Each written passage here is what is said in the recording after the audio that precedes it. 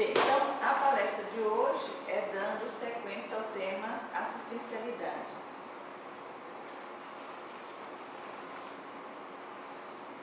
E hoje nós ficamos de falar sobre as bases evolutivas da assistencialidade. Então, esse tema, ele foi baseado, além das obras básicas, né, da Conscienciologia, 700 experimentos e projeciologia, nesse texto aí, nesse artigo que o título é Bases Evolutivas da Assistencialidade, de Roberto Leni, e que está publicado aí nessa revista. Então, nessa palestra a gente vai fazer uma relação entre evolução e assistencialidade. Vamos falar novamente sobre o conceito de assistencialidade e evolução.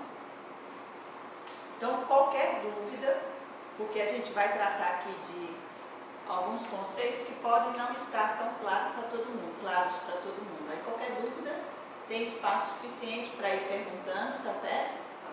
E ir tirando essas dúvidas. Dessa vez, não precisa se preocupar com que eu esteja falando muito, não. Tem espaço para vocês também. Então, nesse texto, o autor coloca a pergunta, né? Por que a assistência é essencial à evolução? Será, né, que ela é essencial? Aí ele trabalha com a ideia que a assistencialidade é um dos princípios da evolução, e que a coevolução é a forma de evolução pela qual se desenvolve a assistencialidade através do estabelecimento da coexistência mutuamente benéfica entre princípios conscienciais. Então a gente vai falar, então eu já falei que a gente vai falar sobre assistencialidade, evolução, e aparece aí também uma forma de evolução que seria a coevolução. Então nós vamos falar aqui de várias formas de coevolução até chegar nos grupos humanos, tá certo? E aí, eu coloquei essa frase aí de Divaldo Vieira, né? Que poderia ser Divaldo Vieira e muitos outros estudiosos, ou filósofos, ou mestres. Sem a ajuda dos outros, jamais dinamizamos nossa evolução pessoal. Então, isso seria a síntese dessa palestra. Sem a ajuda dos outros, jamais dinamizamos nossa evolução pessoal. Então, na nossa evolução, nós observamos o longo período no qual predominam instintivamente a direção egocêntrica de nossas manifestações pensênicas, ou seja, de pensamentos, sentimentos e ações. Então, nós permanecemos um longo tempo, né, voltados muito mais para o que é bom para nós, para a nossa sobrevivência, para o que nos é agradável. E aí expandimos um pouquinho para o que é bom, para o que é agradável para as pessoas que estão no nosso entorno, né? E aí nós permanecemos um longo período nesse contexto, né? Sem passar da calçada. Sem passar da calçada, exatamente. E aí somente mais tarde é que ocorre essa inversão com o predomínio da direção centrífuga nas manifestações pensênicas, ou seja, somente mais tarde que nossos pensamentos, nossas emoções, nossas energias começam a sair do nosso umbiguinho e se direcionar para outras pessoas, né? Então, com libertação do egocentrismo e abertura para o discernimento da maxi-fraternidade. Né? Então, a minha fraternidade não está reduzida apenas aos meus familiares, aos meus amigos. Ela é expandida cada vez mais para toda a humanidade. E não apenas para os seres humanos, né? Mas para todas as espécies. Então, vamos ver como é que isso vai se colocando aí. Então, um conceito importante, claro, para a gente tratar desde já, seria o de evolução. Aqui a gente já tratou várias vezes a evolução como um processo provocado, devidamente planejado e cuidadosamente executado. E já falamos que até um certo ponto, né, nós caminhamos meio que em conjunto, a natureza ajuda, né? Mas a partir de um determinado ponto da nossa evolução, é preciso que nós tomemos consciência e façamos o nosso próprio esforço nessa caminhada evolutiva. Né? E aí, essa palavrinha autoconsciência, ela vai ser importantíssima. E nós vamos falar aqui o quê, em que ponto, né? Então, evolução é um processo geralmente gradativo, né? Então, a evolução não dá saltos, existe uma gradação e progressivo de transformações específicas ao longo do tempo que afeta a tudo e a todos do universo. Então, na verdade, a nossa evolução, a evolução humana, ela está relacionada a todas as espécies do nosso planeta e também ao universo. A gente é um pedacinho, mas está tudo interligado. E essas mudanças evolutivas, elas podem ser intraconscienciais, que seriam o quê? Seriam aquelas mudanças que ocorrem no nosso interior, né? Os nossos atributos conscienciais, tais como coerência, criatividade, auto-organização, convivialidade, né? Elas podem ser também holossomáticas. Holossomáticas representam aí o conjunto dos nossos corpos, dos nossos veículos de manifestação, ou seja, o corpo físico, energético, emocional e mental, né? Então, essas mudanças que acontecem no corpo físico, como por exemplo, o aprimoramento que a gente vai fazendo, né? O uso da memória, que implica em corpo, mental, né? Mas também na utilização melhor do nosso cérebro, né? A educação alimentar também entraria aí, né? De como a gente nutre o nosso corpo físico. Energético, o trabalho que a gente faz em relação a esse nosso corpo de vitalidade. Então a gente absorve, circula, exterioriza energia naturalmente, inconscientemente, né? E aí um aprendizado deste corpo, por exemplo, seria fazer esse processo de forma consciente. Você fazendo esse processo de forma consciente, você aprenderia melhor, né, a lidar com essas energias, tanto internas do seu campo, como também das energias exteriores. E aí você se torna mais o quê? Mais responsável na utilização dessas energias e menos vítima, né, dessas circunstâncias aí energéticas. E em relação ao corpo emocional, diz respeito ao aprimoramento das nossas emoções, do refinamento dessas emoções, né, falando resumidamente. E corpo mental seria o quê? Relacionado também aos nossos atributos do corpo mental. Aí vem memória, criatividade, a gente pode falar também intuição, né? Então, o outro ponto seria as mudanças coletivas, que implica principalmente na qualificação das nossas relações interconscienciais, né? Que resultam em transformações do ambiente evolutivo comum a todo mundo, certo? Alguma dúvida até aí? E aí vamos para o conceito de coevolução. O que seria essa coevolução? Que nós já falamos que é uma forma de evolução, né? Seria uma forma específica na qual o conjunto de transformações resulta da interação entre consciências ao longo do tempo evolutivo em uma condição de coexistência, né? Ou seja, a evolução ocorre de forma recíproca entre os agentes ou atores envolvidos, né? E aí a gente vai falar de vários tipos de coevolução, vários tipos não, de vários exemplos de coevolução até chegar aos grupos humanos, né? Mas só para a gente começar falando aí dos grupos humanos, a nossa vivência grupocármica seria uma forma de coevolução, né? Nossa vivência grupocármica, né? Seja na família, seja entre amigos, grupos de trabalho, na comunidade que nós vivemos, né? Então nós nos encontramos ou nos reencontramos com pessoas do nosso passado, né? Temos novos encontros aqui também, e nesses reencontros e encontros nós temos a possibilidade de aprendizado mútuo, tanto nas relações que nos são facilitadoras, né? Como também nas relações difíceis, como tantas vezes a gente falou aqui já, né? Que não é por acaso que nós nascemos na família que nascemos, na cidade que nascemos, temos os amigos que temos, né?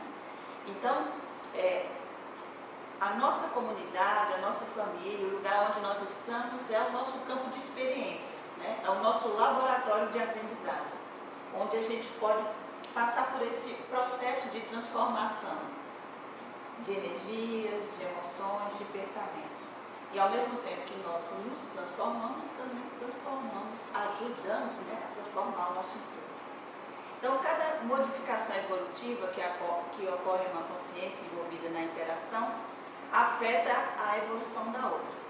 E assim, reverbera no coletivo. Inconscientemente você não evolui. Evoluímos, sim. Evoluímos. Agora, a partir de um determinado momento, você precisa assumir a responsabilidade e o comando da sua evolução. Então, até um certo ponto, sim, evoluímos inconscientemente. Mas o ser humano, por exemplo, pelo menos no que diz respeito ao planeta Terra, é aquele ser que tem condições, por exemplo, de se perguntar: quem sou eu? Por que eu existo? Então, quando ele começa a despertar para essas perguntas, ele começa a criar condições de quê? De influenciar na sua própria evolução e ser também um contribuinte, né, para a evolução do planeta.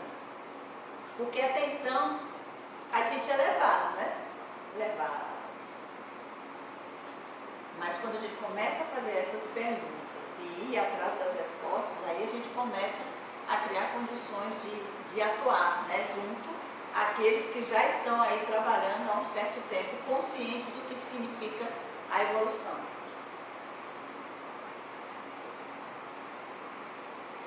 Então, uma frase síntese que a gente poderia colocar aí, que é eu trouxe aqui uma frase de Jung, que é: do mesmo modo que aquele que fere ao outro fere a si próprio, aquele que cura, cura a si mesmo. Então, ao mesmo tempo que isso parece muito simples, né, e pode ser muito óbvio para quem já está nesse processo, é extremamente complexo para quem ainda não tem essa vivência, né? Porque se eu pensar se eu fizer uma analogia, né, da humanidade com o meu corpo físico, se de repente a minha mão direita começa a me estapear, né, independente da minha vontade, e me machucar, no mínimo vocês vão achar muito estranho, né? Que isso? Se nada, batendo em si mesmo, porque essa violência, se machucando, né? Mas é isso que a gente costuma fazer, né? Quando a gente fere o outro, quando a gente fere o planeta que a gente vive, né, a nossa casa, a gente está ferindo a nós mesmos. Só que, na maioria das vezes, a gente está inconsciente, né? Principalmente quando a gente é tomado pelas nossas emoções mais instintivas, né? Que é de defesa. Geralmente invisível para os outros, né? É. Se fosse assim, todo mundo estava vendo. É. Então, e da mesma forma, né, quando a gente, aquele que cura o outro também vai curar a si mesmo. E aí está toda a base do que a gente está chamando aqui da assistencialidade, certo? Então, nesse ponto aí, o que é que acontece? Eu não vou assistir, prestar assistência ao outro porque eu tenho medo de ir para o inferno, ou porque o meu pastor, o padre, ou qualquer outro ser que eu atribuo autoridade está sugerindo que eu faça isso, né? Mas é porque eu estou reconhecendo que isso é uma coisa boa para mim, né? Que isso é a vivência. Assim como a minha mão direita ajuda a cuidar do restante do meu corpo e tudo mais, né? A gente começa a perceber isso com naturalidade. Então não precisa ninguém chegar e dizer nada para a gente sabe, né? Então, a coevolução ela ocorre pela manifestação consciencial em grupos evolutivos e nos ambientes constituídos por esses grupos. Assim, a evolução ela é essencialmente interativa, né? Então, a coevolução, pelo conceito aí, já deve ter ficado claro que são pessoas que se ajudam, né? Elas estão juntas ali, num espaço e se ajudam. E aí, sendo interativa e para ser cosmoética, porque aí tem muitos grupos que se ajudam, muitas pessoas que se ajudam, mas essa ajuda não é cosmoética, né? Então, para ser cosmoética, ela deve ser assistencial. Aí entra a assistencialidade. A gente vai falar daqui a pouco. Uma vez que a assistência é a forma mais positiva de interação entre as consciências. Então, a gente está lançando aí, mais uma vez, a ideia de que a coevolução é uma manifestação dentro da evolução, né? E a forma mais cosmoética, seria a forma mais eficaz, seria através da assistencialidade. E aí a gente vai falar aqui do conceito de assistencialidade para clarear mais isso aí, tá certo? Nas outras palestras, a gente já fez aqui uma diferenciação entre assistencialidade e assistencialismo, né? Então, o assistencialismo, em vários momentos, ele é importante, né? Mas aqui a gente está trazendo o conceito e a ideia da assistencialidade. Então, o que seria essa assistencialidade? Seria a qualidade ou condição do que é assistencial, ou a qualificação do exercício da assistência, da ajuda, da proteção, do amparo e auxílio ao outro. Disse alguma coisa, mas esse conceito ainda poderia confundir com assistencialidade, na verdade, porque quem faz assistencialidade também se vê ajudando, protegendo, amparando, auxiliando o outro, né? Só que no caso da assistencialidade, como a gente viu em outras palestras aqui, implica numa disponibilidade, de você estar disponível para as necessidades do outro, né? E as necessidades aqui, a gente vai entender as necessidades evolutivas, de crescimento, de aprendizado do outro. E não vai bastar boa vontade, boa intenção. É preciso também conhecimento e ação. E aí na palestra, por exemplo, de Anete, ela falou do conhecimento, da importância de você se conhecer quando você vai prestar assistência e conhecer também o outro, né? E aí a gente viu que não é tão simples assim. Assistencialidade até é fácil de fazer, mas... Aliás, assistencialismo, mas a assistencialidade nem tanto. Mas conhecer em que sentido, em que nível? Pronto. Vamos pegar um exemplo que a gente sempre fala aqui das mães e filhos, né? Ou dos pais e filhos. As mães, por natureza, a gente pode pensar que elas são assistenciais, não é? Mas a gente já falou aqui, brincando e sério, que algumas mães são verdadeiras assediadoras dos seus filhos. A gente já falou sobre isso, né? Quando é que elas são assediadoras?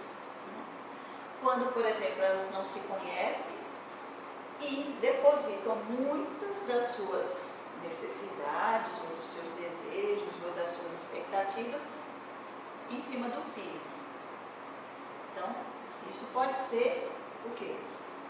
Assediador, né? Mas ela pode ser extremamente assistencial. Quando? Aí vamos fazer aqui pelo conceito que a gente colocou, né? Uma coisa são as minhas expectativas enquanto mãe, o que eu gostaria em relação ao meu filho, né? Aos conceitos que eu vivencio em relação a mim, a coisas que eu desejaria, né, fazer, mas que eu vejo que não é possível e agora eu vejo no meu filho como se fosse um apêndice, né? Um pedaço de mim que poderá realizar aquilo que eu não realizei. Então, se eu vou com essa expectativa, eu posso bagunçar todo o projeto de vida do meu filho, porque ele é um ser, é uma individualidade. Ele tem uma ligação comportamental comigo, mas ele também é uma individualidade, né? Então, se eu olho para mim e vejo as minhas expectativas, meus medos, minhas necessidades, porque mãe não é perfeita, né? A gente conversa aqui muito sobre isso. Não é Mulher Maravilha, então ela tem acertos e erros, como qualquer pessoa. Então, ela conhecendo-se mais, né? Então, sobre expectativas, medos, desejos, necessidades, ela é capaz de olhar para o filho, né? E saber também reconhecer as necessidades daquela criança. Então, vamos supor que a mãe tenha uma expectativa frustrada em relação a uma profissão, né? Ela queria ser, sei lá, engenheiro civil, mas em função do contexto da vida não foi possível. E aí, desde pequenininha, ela fica dizendo, olha, crescer, você vai ser engenheiro civil. Olha, aí compra aqueles cubinhos, né, para fazer brincadeirinha e tal. Só que vamos supor que a criança veio desenvolver, né, uma outra profissão, porque dentro das necessidades de aprendizado dela, tanto em relação à expressão dos seus traços fortes como superação de traços falhos, ela veio ser escritora, por exemplo, né, ou artista, que são profissões que não são muito valorizadas, né, na nossa sociedade. E aí a mãe começa ou a atrapalhar ou pelo contrário, né? Incentivar, ver o que o filho, com essas habilidades, com o desejo que ele tem de trabalhar nessa área, como ele pode ser produtivo, não só para ele, mas também para a sociedade que ele vive. Isso seria um exemplo. E aí eu estou falando no contexto familiar. Qual a diferença entre assediador e, no caso da mãe, e o excesso de zelo? Você está vendo que o filho está enveredando pelo caminho e gosta daquela profissão, mas a gente sabe que aquilo não vai dar nada. Pronto. Porque assim, aí a gente tem medo de ir embora dessa vai claro. ficar essas pessoas aí. Claro. Vai regredir todo mundo, vai regredir. Porque assim, todas as vezes que a gente perceber que há um excesso de algo, já tem algo ali dizendo que está mais para assédio do que para amparo, certo? Agora vamos supor que não seja um excesso de zelo, seja um cuidado, seja uma preocupação, né? Como você está dizendo. A mãe, o pai são mais experientes e está vendo que aquele caminho ali enxerga coisa que o adolescente, o jovem não vê, né? Isso. Mas você vai poder influenciar até um certo ponto. A partir de um determinado ponto, aquela individualidade, e é importante a gente começar a pensar dessa forma.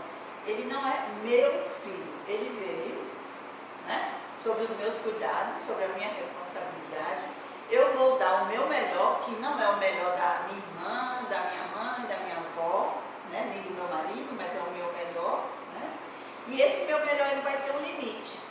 Pode ser que chegue um ponto que meu filho diga, mas eu quero isso, é isso que eu quero. E ele vai, né? E você vai ficar olhando e dizendo, isso não vai dar certo. Agora, como você não é supermãe, como você não tem bola de cristal, pode até acontecer que dê certo. E pode acontecer que realmente não dê certo, que tenha um prejuízo, que ele quebre a cara, não é assim?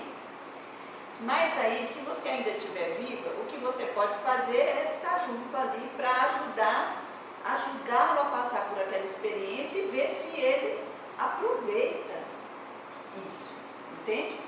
Porque a partir da vivência pode ser que ele adquira alguma experiência de fato. Né? Porque às vezes só a pessoa falando, o outro não absorve, por N motivos. Às vezes até para encontrar a mãe mesmo. Minha mãe está dizendo para eu ir para a direita, eu vou para a esquerda, só para contrariar, né? Que aí está dentro lá das relações dessa mãe e desse filho. Ou então que ele acredita mesmo, né? Que aquilo é o melhor para ele, né? E ele vai...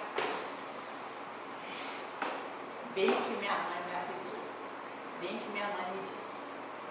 E aí, se isso acontecer, ele vai lembrar lá, porque as sementinhas estarão lá plantadas. Agora, o máximo que o pai, a mãe ou as pessoas que querem ajudar outras, né, podem fazer é o quê? Jogar sementes. Porque vai ter um momento que se essas sementes vão germinar ou não, vai depender dos filhos. Então as pessoas que jogam assim, vamos dizer assim, mais ou menos equilibrado, seria a assistencialidade, é isso? É, isso. Né? Então, vamos aprofundar mais um pouquinho aí. O assistencialismo, ele visa aliviar a consciência das pressões mesológicas, ou seja, as pressões do meio, né? Sem o objetivo de esclarecimento, então é como se fossem paliativos, né? E a aplicação da cosmoética de acordo com o nível evolutivo do assistente assistido. Oi? Mesológica do meio. É, do meio ambiente, tá certo? É uma analogia assim, também expansiva. Então, tá vendo que o conceito de assistencialidade ele é superficial, né? De assistencialismo, isso. Superficial, né? Ele é um paliativo. ele não vai na origem da questão. Então, por isso que ele é consolador, tantas vezes. E ele é feito também de acordo com muitas vezes, de acordo com a conveniência de quem faz o assistencialismo. Então, tem hora que para mim é conveniente, de acordo com as minhas necessidades, sei lá, de reconhecimento, de acordo com as minhas culpas ou com os meus medos, né? Então, uma da diferença é que na assistencialidade não tem hora marcada, né? Não. Que o outro vai precisar e a gente vai dizer, não, mas agora eu vou fazer isso, depois eu vou Né? Nesse caso, podemos chamar assistencialismo que se chama caridade, né? Também. Já a assistencialidade visa a orientação da consciência integral. Então, não está ali só para suprir aquela necessidade daquele momento, não. Né? Através da tarefa do esclarecimento. Então, a assistencialidade ela está muito voltada para o quê? Para o corpo mental. Para que a pessoa conheça melhor aquele momento vivido, aquela situação vivida. Então, quando você vai e fala com o seu filho, olha, você está escolhendo essa opção, mas observe, aí você faz lá uma análise junto com ele, né? E aí, se através dessa análise que você fizer, ele ainda preferir seguir o caminho que ele escolheu, o que você há de fazer? Porque depois de uma certa idade não tem como a gente evitar que eles tomem certas decisões. Então, assim como a gente diz que a partir de uma certa idade não adianta dizer que a culpa é de pai e mãe, né? Mesmo que o pai e a mãe não foram lá muito interessantes, né? Mas não dá, porque a partir de uma certa idade a gente tem condições de assumir a responsabilidade sobre a própria vida. Infelizmente, às vezes, durante esse período da criança até se tornar, vamos dizer, adolescente ou adulto, Sim. não houve um preparo assim, mais coerente com uma verdade que eu digo, uma verdade em termos sociais, vamos dizer assim, Sim. ou em termos de aprendizado da própria criança, através da sua personalidade. Enfim, a partir dos 18 anos, essa pessoa, esse adulto, não tem um preparo mais sólido para fazer as escolhas mais consideradas certas. Inclusive assim, a gente não usa nem muito o conceito de certo e errado aqui, justamente porque o que parece muitas vezes inadequado para mim, né, é o que o outro precisa passar. Eu estou me referindo assim, superficialmente na sociedade. Por exemplo, como você mesmo disse, muitas vezes os pais acham que uma profissão de medicina é melhor do que de um artista. Sim. Na verdade, é o que é melhor, é o que ele está precisando vivenciar. Exato. Às vezes pode ser uma repetição mesmo, não seria interessante que ele seguisse aquela carreira, mas ainda assim ele tem uma escolha, né? Mas viu, assim, no meio das pessoas que estudam já essa consciência, e já tem, eu vejo assim, muita cobrança e também jogar muita culpa nos pais, porque os pais permitem, porque os pais deviam ter outra atitude. Sim. Mas aí fica uma coisa meio contraditória. Olha, se eu interfiro muito na criança, mesmo quando ela é pequena, e vou interferindo mesmo no decorrer da evolução física do filho,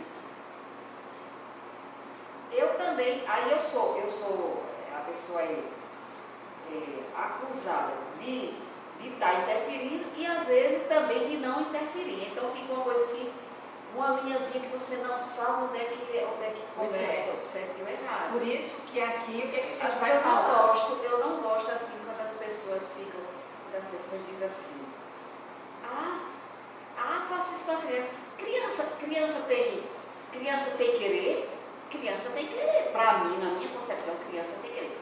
Ela pode ser orientada até certo ponto, mesmo quando criança. Mas veja bem, Carmelita, essa é a questão. Não vai ter um modelo único de educação. Primeiro, não tem. A mãe tem 3 filhos, né? Às vezes um daqueles filhos você precisa segurar. Ela, às vezes, não pode ter querer mesmo não, porque se deixar o querer, ela toma conta da mãe, do pai, dos coleguinhas, da professora e aquela bagunça. E tem aquela criança que você precisa incentivar, inclusive, ela expressar o desejo dela, né? Agora, veja como é difícil, não é? Porque não tem um manual, não tem uma fórmula única. A gente tem aí N teorias sobre como educar bem os filhos, né? N, não é? 1, 2, 3, 4, não. Agora, o que é importante, que é o que a gente coloca aqui, é que cada um vai fazendo o quê? Suas observações, vai educando e vai verificando. Tá, eu estou possibilitando a expressão dessa criança, dela escolher coisas que ela gosta e tal. Como é que ela está se portando em relação a essas escolhas, né?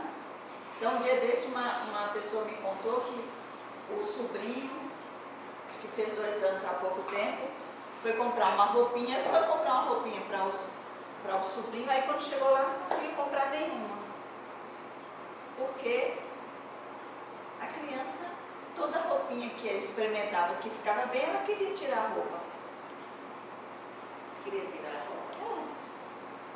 Porque certamente ela não queria estar vestida com aquela roupa. Agora não significava que ela não estaria escolhendo aquela roupa, né? Então tem alguns excessos, às vezes, na minha percepção, que a gente, né? Agora, o que a gente precisa fazer? O que é, se não tem uma fórmula única, se não tem a fórmula, o manualzinho, né? É a gente ir testando se o que eu estou fazendo, se a forma que eu estou educando está funcionando ou não. E é possível que tenha momentos que não vai funcionar, e aí você tem toda a razão. Nem é culpa do pai, nem é culpa da mãe, nem é culpa da escola, né? Agora, de alguma forma, somos todos responsáveis pela criança, né? Não é verdade? Agora, é a questão do ensaio e erro, da observação. Então, tem crianças que você precisa motivá-las? Tem. E tem crianças que você precisa puxar as rédeas, né?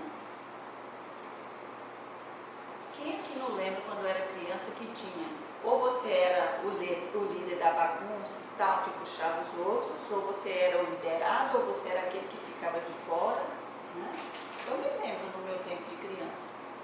E hoje, mais ainda, né? Quem tem filhos sabe como tem certos comportamentos que eles estão, parece, se ampliando, né? Possivelmente pelo contexto que a gente vive.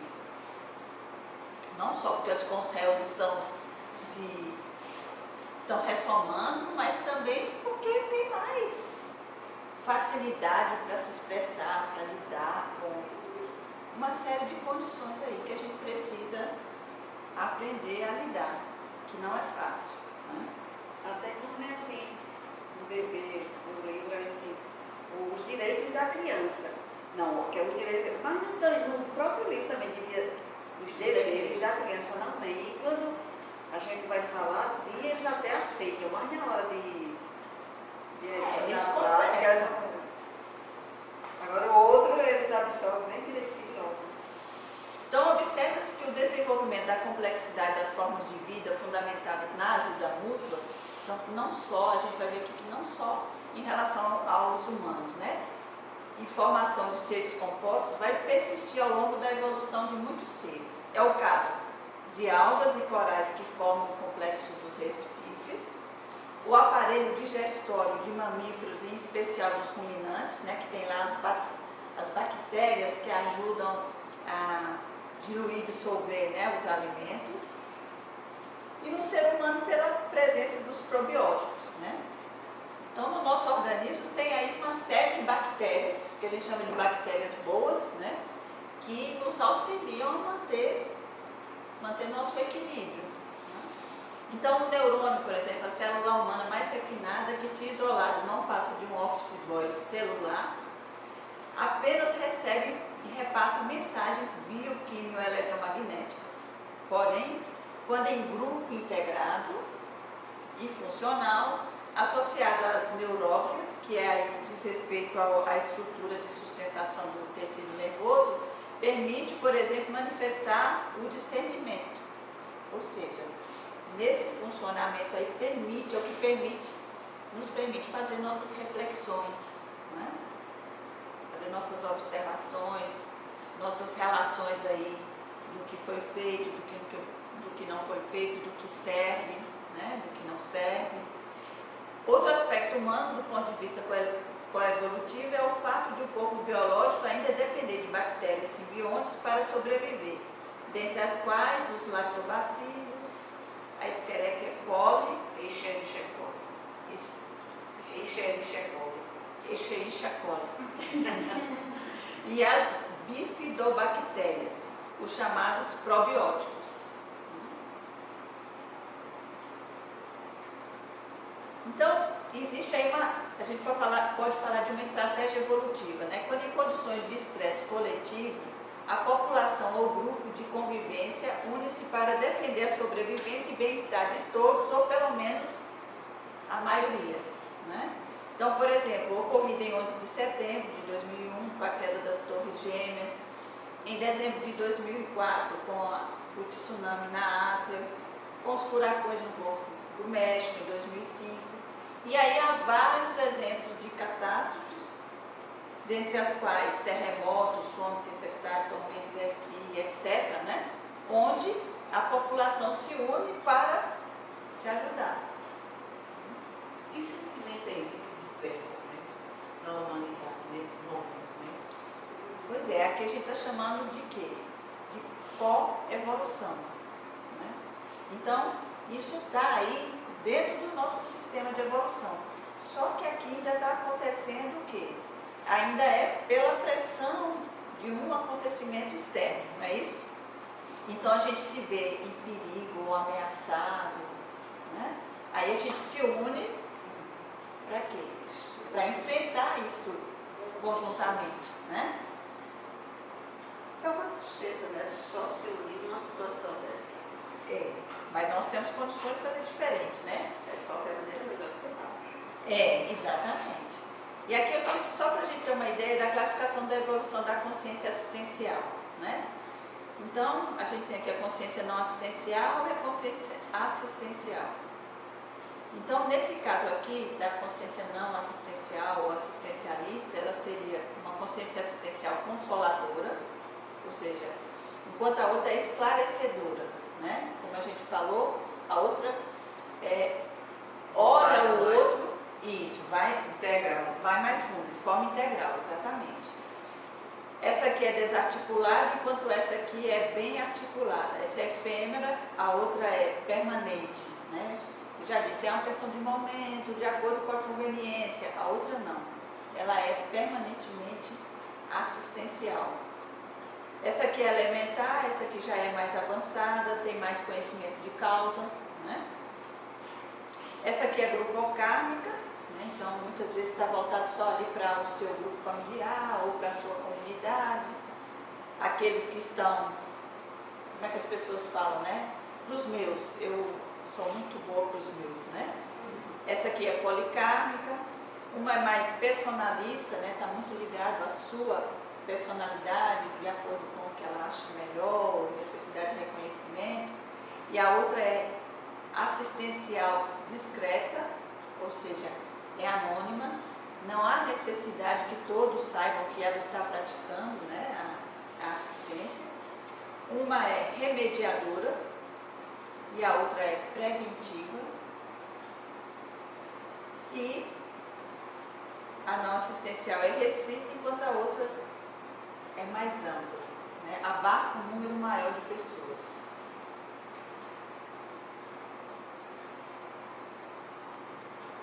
Aí eu trouxe aqui essa escala evolutiva das consciências, eu não vou falar sobre ela, mas é só para a gente ter uma ideia de que eu vou falar daqui a pouco, que é o seguinte. Nessa escala evolutiva das consciências é baseada na escala evolutiva da conscienciologia, certo? Então, Tem o 1 aqui, que seria a consciência menos madura, menos evoluída, até a 14ª, 13ª aqui, que seria o modelo para nós, que é o serenão, e depois do serenão a consciência livre.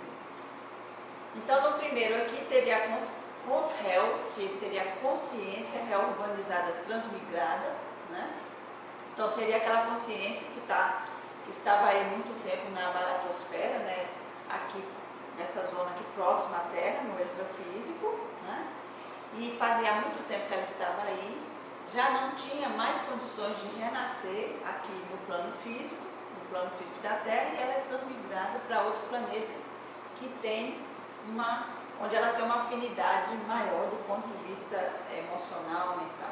Porque essa consciência não conseguiu evoluir, não conseguiu se reagrupar com o planeta. Exatamente. Ela ficou lá resistente, usando o livre-arbítrio dela, né?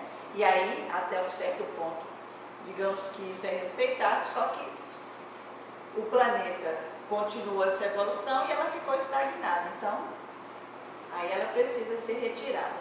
Já a consréu ressomada seria aquela que está em condições de receber uma oportunidade de acompanhar o grupo, né? Aí viria o pré-serenal vulgar, que seríamos nós, né? A isca inconsciente, o tenepsista, né? O que pratica tarefa energética pessoal, o projetor consciente, e assim vai. Eu vou falar só até aqui por causa do tempo, e é até onde nos interessa, sim. E aqui o modelo, né? O modelo de evolução, que seria o serenão. Então, o serenão seria aquele ser, né? Que é como nós, tem corpo energético, emocional, mental, ele ainda ressoma, né? Pode estar aqui ressomado ou não, pode estar no plano extrafísico, mas que ele tem o quê? Um equilíbrio emocional, energético, emocional e mental, né? E ele trabalha pelo bem das consciências, pela evolução, pelo esclarecimento, pela melhoria, não só de um grupo, mas de toda a humanidade. Emocional, se ele tiver, se for uma consciência. Se ele já for consciente, ele não tem mais esse emocional. Não, consciência ele tem corpo emocional, porque os planos, as consciências que estão no extrafísico, no plano emocional, têm um corpo emocional. Quando ele se torna uma consciência extrafísica livre, né, esse estado de consciência livre, aí é quando ele passa pela terceira dessoma e descarta o corpo emocional e torna-se habitante do corpo do plano mental. Mas ele ainda é habitante lá do plano emocional, certo? E ele é emocional e ainda é habitante do plano emocional. Ele é habitante ainda. Só quando ele perde o corpo emocional que ele torna-se habitante do plano mental. Certo? Serenão tem dois corpos. Sim. Ele Mental tem. Olha, nós que estamos aqui temos corpo físico, energético, emocional e mental. Se a gente der soma, a gente pode ainda continuar com o resquício do energético, né? Depois descartá-lo e podemos passar pela segunda morte e ficamos com emocional e mental, certo? Que é o caso lá do serenão que está no plano extrafísico. Só que a gente, na nossa evolução, ainda vamos voltar aqui ao plano físico para os nossos aprendizados. E o serenão, ele já está nas suas últimas ressomas, né? Ele já está mesmo no trabalho de doação, de assistência. O serenão já não tinha mais emocional. Não, o serenão tem corpo emocional. Agora, a qualidade do corpo dele, do corpo emocional dele, que é bem diferente da nossa, né? Ele tem um corpo emocional que mais sutilizado, bem equilibrado, harmonioso. Tem alguns serenos também que tem até corpo físico, né? E isso tem alguns que são, que ressomaram, que estão ressomados, né? Então pode se destacar da escala evolutiva. Elas que até tem até o corpo físico.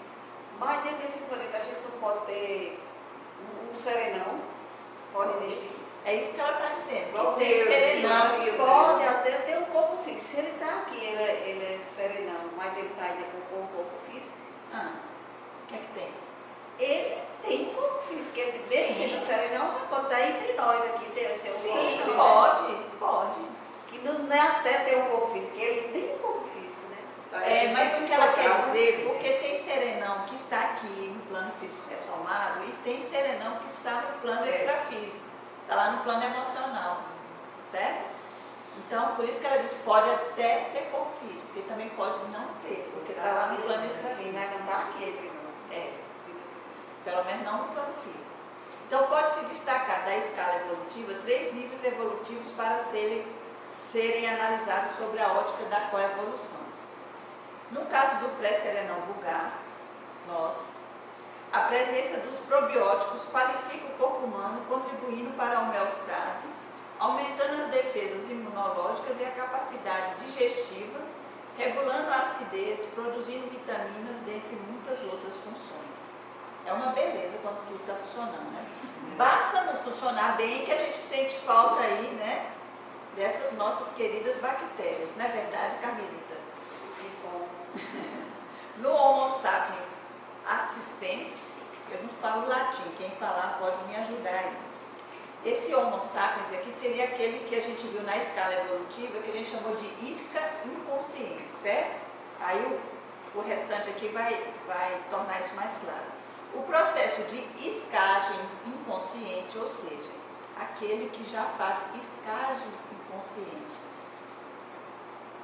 Ele vinha aqui para essa palestra, né? Então o Érica vinha aqui para essa palestra e o amparador que trabalha com Érica colocou próximo a ela uma consciência que poderia ser benéfico participar, por exemplo, dessa palestra, né? E aí, só que Érica pode não ter consciência disso. Ela vem, como ela é uma consciência que se dispõe, né, a prestar assistência, a disponibilidade assistencial dela, né? Isso pode acontecer com qualquer um que se disponha a isso. O ideal é que você se torne cada vez mais consciente desse processo, mas inicialmente... Eu pensei que esse processo era perigoso. Você se tornar uma isca consciente. Não. Veja bem, vou terminar até de ler aqui para você ver. Então, o processo de escagem inconsciente demonstra o arremedo das práticas assistenciais na evolução consciente. É o começo, né? É nessa fase que a consciência começa a sair de si mesma e ser uma peça útil positiva dentro do maxi-mecanismo multidimensional de assistência, ou seja, a assistência já está sendo prestada aí a todo tempo, né? Por consciências inconscientes e consciências conscientes. Claro que aquelas que vão trabalhar mais e de forma mais produtiva serão as conscientes. E quando você começa a se dispor, mesmo de forma consciente, você já está servindo a esse grande mecanismo assistencial, né? Mesmo com pouca lucidez. Então, muitas vezes a pessoa... Mas ela não pode usar por mal? Não. Ser uma isca inconsciente. Não. Veja do bem. outro lado. Essa pergunta é ótima, eu vou tentar falar bem rapidinho por causa do nosso tempo, mas funciona assim. Vamos falar de você que é a aluna aqui do grupo das práticas, né? Você vai participar do curso de bioenergias. Aí no curso de bioenergias vai ter lá um momento que vai ter o trabalho de campo assistencial, né? Aí você já está nesse grupo de bioenergias porque você está querendo aprender mais sobre suas bioenergias, prestar uma assistência melhor lá para os seus clientes, lá no seu trabalho, ajudar a sua família. E aí, o amparador do trabalho olha para você e diz assim, pronto, Fátima combina muito com José e João, que estão lá no extrafísico, que são conscientes, e que estão precisando de receber assistência. Lá é o quê? Vai ser bem conveniente para eles. Aí, o que eles fazem? Pegam João e José e acopla lá no seu campo, né? Vamos supor que João e José não estejam se sentindo bem. João está muito triste e José morreu com um câncer lá do estômago e ainda está com essas sensações, né? Aí o que acontece? Pode ser que no dia anterior, que esse acoplamento já pode ter sido feito no dia anterior, você sinta um pouco de tristeza, um pouco de desânimo, sinta uma dorzinha de estômago, aí, né? Como você é inconsciente, né? E o grupo ainda está em aprendizado, você vai pensar assim, só porque é dia do curso de práticas de bioenergia, eu fui assediada. Quem é que já não escutou esse discurso aqui? Né? Só que não necessariamente você está sendo assediada. Você pode estar servindo de isca inconsciente, de isca assistencial. Agora, dependendo de como você vai interpretar isso, você pode pensar, ah, isso é ruim, né? Porque isso está me fazendo sentir mal. Só que aí faz parte do seu poder ajudar. Mas você já está ajudando, você não tem como ajudar de outra forma, porque você ainda não tem conhecimento, você não tem técnica. A sua forma atual de ajudar é sendo isca. E está ótimo, está muito bom. Entende? Se sentir mal, venha, né? Venha. E eu estou dando exemplo até com ela, porque eu sei que no último curso aconteceu alguma coisa assim, e você veio, e o que é que você falou? 10 minutos, você, depois que estava no trabalho, você disse que recuperou, né? Eu acho, não é ninguém, não é isso que está escrito no livro, nada, você mesmo vivenciou isso, né? E é isso que eu acho interessante. Mas vamos seguir em frente, porque senão a gente termina. Mas isso é um assunto muito bom, e a gente volta a conversar sobre isso no grupo de práticas de bioenergias, né? Então, no Homo sapiens tenepsistae, que é aquele que faz a prática da TENEPS, verifica-se a formação do ser composto multidimensional, ou seja, né, ele está aqui consciente do plano físico e também atuando de alguma forma com o extrafísico, né? Ocorrendo a integração da consciência intrafísica a uma equipe multidimensional, ou seja, não é a equipe aqui do plano físico, mas do extrafísico, de assistência lúcida, formada pelo tenepsista, ou seja, a pessoa que doa as energias, os amparadores, os assistidos e os parassistidos, que são os assistidos aqui do plano físico e os assistidos do plano extrafísico. Então, nesse nível, acentua-se a vivência do parapsiquismo, abrindo caminho para a multidimensionalidade lúcida do futuro projetor.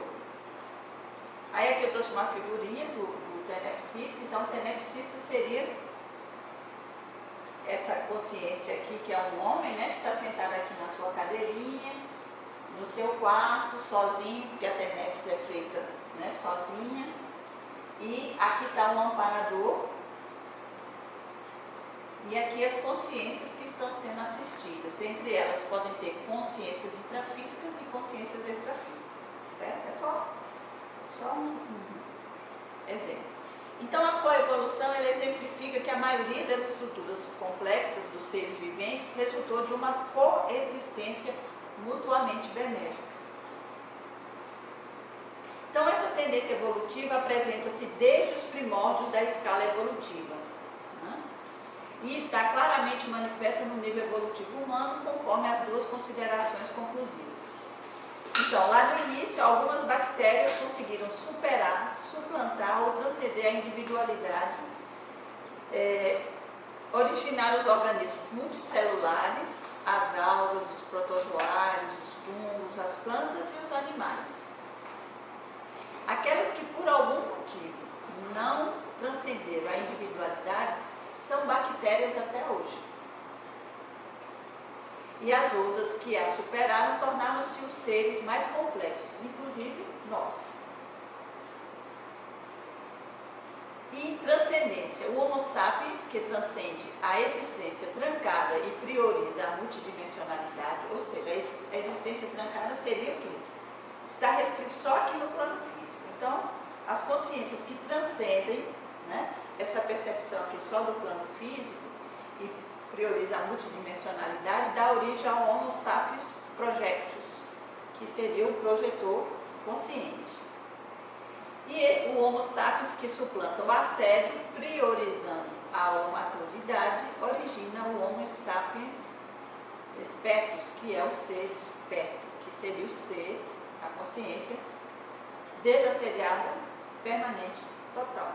Então, ela tem lá sofre as influências, mas ela não se deixa influenciar. O Homo sapiens que consegue assistir à evolução dos outros, priorizando o maxifraternismo, origina o Homo sapiens, que seria o evoluciólogo, né? Aquela consciência mais madura, mais evoluída, que tem conhecimento sobre, por exemplo, o nosso grupo carne. Não só da nossa família, mas todo o nosso grupo carne. E o Homo sapiens que conseguiu suplantar o individualismo e priorizou a assistência encontra-se hoje anônimo, o Homo sapiens sereníssimo, né? Que é o serenão. Aquele ser humano que ainda não superou o individualismo, quando não na condição de Homo sapiens reurbanizatus, quer dizer, que está na condição, é um reurbanizado, mas que está na condição ainda de ter uma oportunidade aqui no plano físico, ele termina permanecendo ou como uma consciência vulgar ou sendo transmigrado. Então, a tendência na evolução consciencial é reduzir cada vez mais o egoísmo, no sentido de minimizar e até dirimir as manifestações egóicas do individualismo. No caso dos nós, né, os seres humanos, o desenvolvimento da cultura sobrepuja a biologia. Então, mais um conceito aí de evolução, para a gente ir chegando ao final, seria o ato de seguir o desenvolvimento da ordem do universo. Então, a gente está dizendo aí que o universo tem uma ordem, né?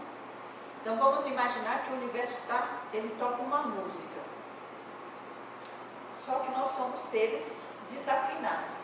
A gente ainda não está tocando na mesma frequência, não toca a mesma melodia, não dança a mesma música, né?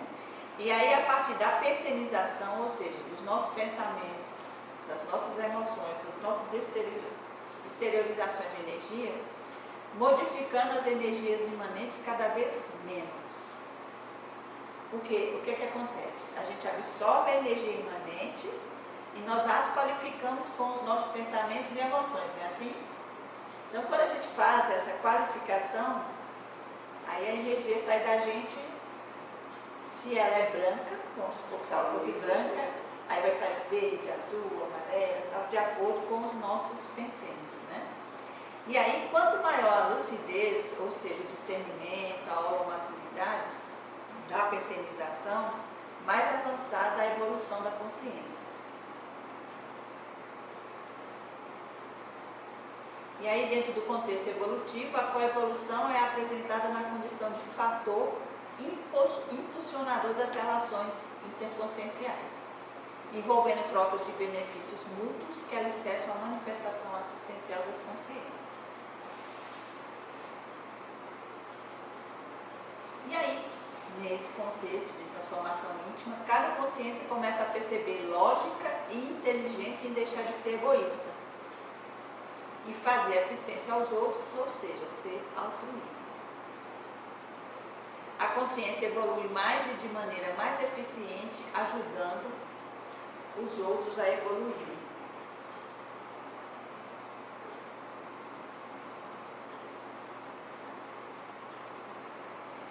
Dá para a gente entender isso? Mesmo com os nossos pensamentos, às vezes, conflitantes, né? Que ele estava me falando um assunto, agora há pouco, né? Numa situação de uma escola, onde tem um filho e os outros colegas, né? E aí, ela expressava uma preocupação com o filho e com os outros colegas.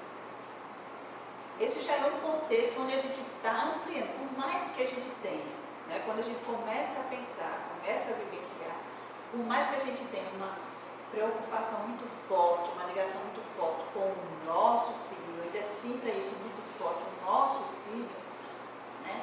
Até para a gente lidar melhor com a problemática do nosso filho, ou do nosso pai, ou da nossa mãe, quando a gente faz isso que você está procurando fazer, que a gente vai ampliando, tá, mas esse aqui também é filho, aí no caso, esse aqui também é pai, esse aqui também é mãe.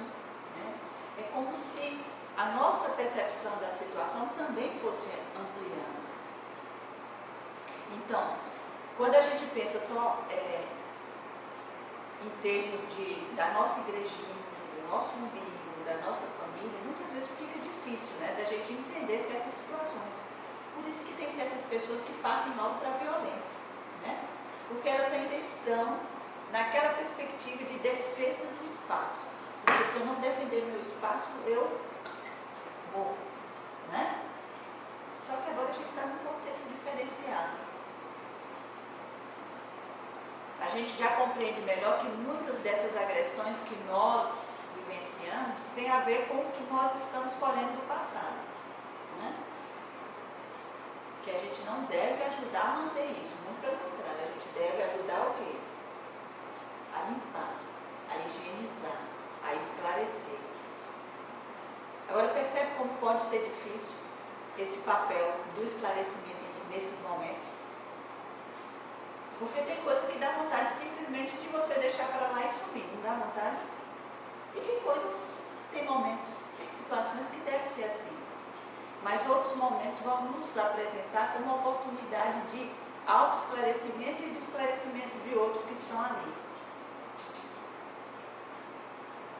Cheio das suas teorias, né, dos seus conceitos, mas ainda fechadinhos na sua igrejinha. E aí, para terminar, eu trouxe aí essa reflexão. A evolução das consciências relativa à dimensão intrafísica, hoje, pode ser classificada em duas categorias básicas. Todas essas duas aqui, vai estar tratando da coevolução. Agora, olha que bonito isso. A primeira está falando de assédio. Também a coevolução, né? E a segunda está falando de amparo. Então, uma categoria seria as consciências evoluindo com predominância de autoassédios e heteroassédios interconscienciais, constituindo a maioria da população. Então, sofrendo influências patológicas de consciências extrafísicas e de consciências intrafísicas, porque assim, a gente vive numa sociedade doentia, isso ninguém tem dúvida, né? Agora, como essas influências vão nos impactar, vai depender muito da gente. Lembra que a gente já falou aqui em outros momentos da pressão holopensênica, ou seja, da pressão de um conjunto de pensamentos, emoções e energias? Todos nós estamos sob essa influência. Agora, quanto mais autoconsciente a gente estiver, mais condições a gente terá de ir contra essa pressão holopensênica, essas influências assediadoras. E aí procurar escolher o quê? O conhecimento, as pessoas, tudo que for mais amparador para você. Porque vão ter influências, pessoas, livros, revistas, filmes que vão ser assediadores. Mas vão ter pessoas, lugares, situações que vão ser amparadores. E a outra categoria seria as consciências evoluindo com predominância do autoconhecimento e da interassistencialidade, inclusive extrafísica, constituindo uma minoria. Né? E aí, dentro dessa coevolução, fica aí uma perguntinha para vocês, né? Para nós, na verdade, né? Que quem primeiro fez a pergunta para si fui eu, né? Em qual categoria eu estou situada? Na primeira dos assédios ou na segunda dos amparos? E aí, sem culpa, sem auto-julgamento, né? Vamos supor que eu ainda estou na primeira dos assédios. Aí, a partir para a pergunta. Eu quero permanecer aí? Também a pessoa não pode ser modesta, é isso para ajudar a pessoa, né? A pessoa tem que ser consciente realmente como está. Isso. E aí fazer perguntas. Eu quero perguntar, porque de repente, isso é tudo que eu posso, né? Mas se não quiser, procurar sair em busca de o que pode fazer para sair dessa condição. Porque todos nós aqui estamos sujeitos aos assédios. Enquanto não nos tornarmos, né, seres despertos, desassediados, permanente, total, enquanto a gente não cuidar, né, dos nossos autoassédios, ou seja, o assédio dos nossos pensamentos, das nossas emoções, a gente ainda vai estar sendo vítima desses heteroassédios. Né? Agora, mesmo dentro desse contexto que a gente é assediado, Aí está autoassediado... falando aí entre as consciências ou a sua própria consciência, que você consiga. Isso, porque todo heteroassédio, seja da consim ou da consciex, começa com autoassédio. Então, você pode dizer alguma coisa para mim, me assediando, mas você só vai conseguir me assediar porque dentro de mim tem uma coisa que está entrando em ressonância, entendeu? Então, eu poderia dizer uma coisa bem desagradável para você, tentar fazer uma intriga, alguma coisa assim, entre você e uma outra pessoa. Mas se você não tiver isso dentro de você, ó, essas minhas palavras vão bater no máximo. Você vai bater em você, você vai segurar, circular sua energia e nem vai passar para frente essa história nem nada. E vai morrer aí com você. Da melhor forma possível. E de noite você vai mandar umas energias aí para que aconteça melhor comigo. Mas, se eu estiver identificada com a situação, aí eu sou envenenada. Eu caio na armadilha, ou você cai na armadilha. Bem, então, em relação à assistencialidade e evolução, seria isso que eu queria trazer para vocês. Mais alguma questão?